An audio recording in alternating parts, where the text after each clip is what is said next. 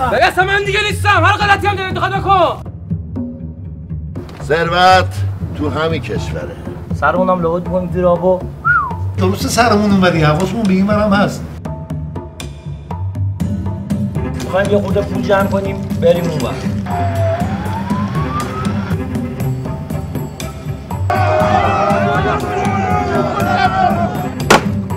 از مادر زایده نشده کسی بخواد پسر من اینجا بزنه. کات باز رم کردین گوساله ها. ما رو آقا جلال فرستاده خدمتتون. ازت خوشم اومده.